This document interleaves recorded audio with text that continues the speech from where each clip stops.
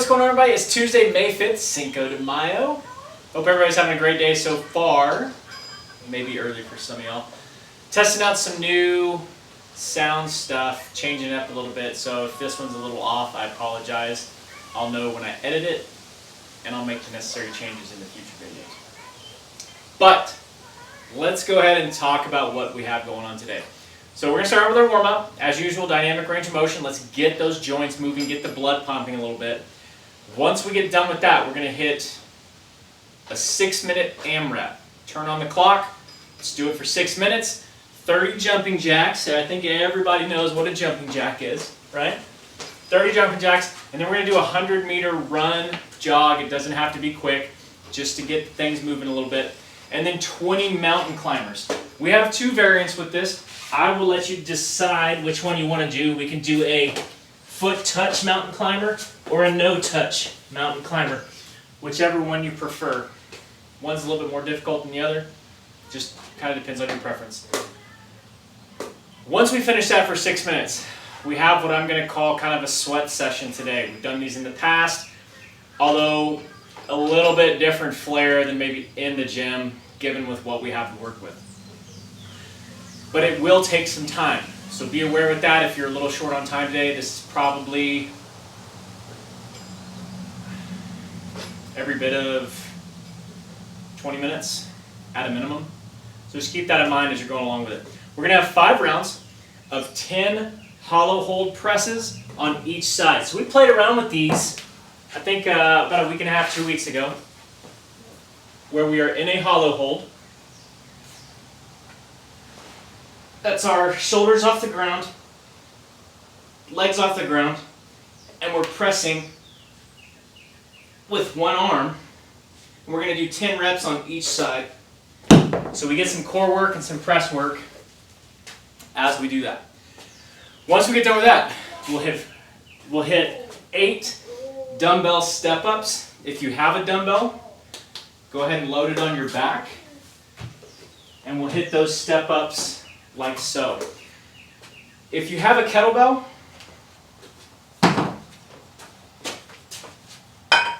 you can throw it up over your shoulder right here and go ahead and hit those step-ups the same way.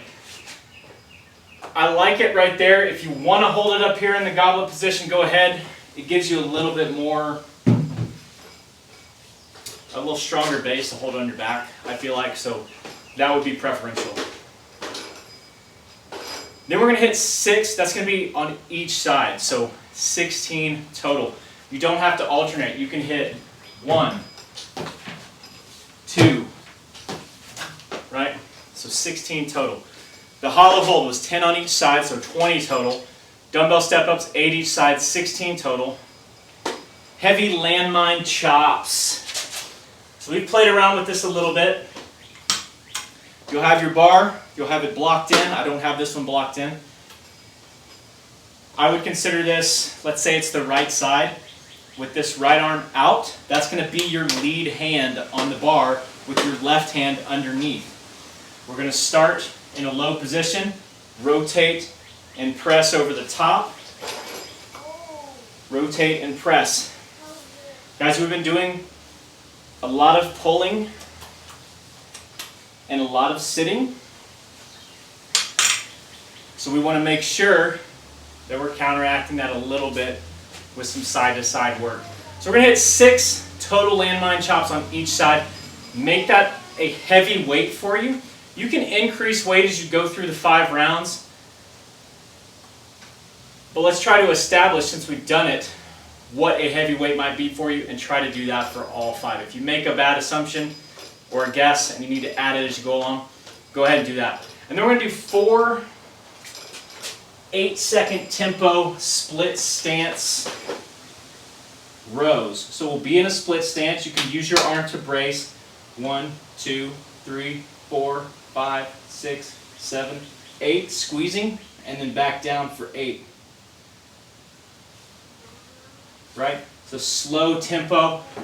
Really working on the concentric and eccentric motion of that movement.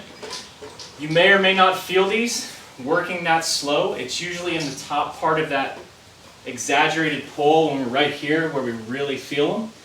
We're just working a little bit different with that movement today. And then we're going to hit a 2-minute cumulative plank hold. So get yourself in a push-up plank, hold for 2 minutes. If you come down at 1 minute, the time stops. Go back up for the remaining time. And we'll rest 3 minutes at the end of that. So I said 20 minutes. You got 10 minutes in just plank holds with 3, 6, 9, 12 minutes of rest. So you're at 22 minutes just right there. So again, be aware that this will take a little bit longer. If you don't have time to filter in the rest, go ahead and pull it. It just allows you to catch up because you just did a whole bunch of work, and we want to be able to apply the same force to all that work in the next round. That's the purpose of the rest. And if you don't have any weights, we do have some body weight variations for you. It'll be 5 rounds, but instead of the hollow hold press, you're just going to do a 45-second hollow hold. Just like this for 45 seconds. Once you're done with that, you'll hit 16 jump lunges. So we're here, jump 16 times. If you have a hard time with jump lunges, let's just go ahead and do 16 lunges instead, alternating. After that, we'll have 6 odd object cross chops.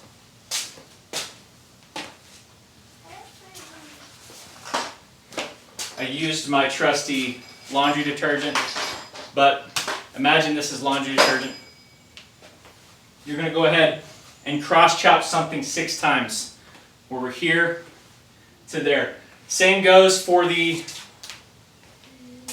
folks with no barbell, and I failed to mention that. That's my fault. I apologize. We're going to do cross chops instead of a landmine variant. Then a 4 8-second count up down split stance odd object row. So use your odd object, go ahead and hit those rows the same way. I think on this particular workout, a backpack with some weight or some books in it would make for a really good tool to do some cross chops and to do some rows because you have a handle that you can hold on to. Be a good object for this. And then you'll have a 2-minute plank hold. So not too many variations or scale variations in there for folks that don't have any weights. We can definitely make it work. And I'll tell you what, if you're going to utilize one of those odd objects and it's reasonably heavy, you can even practice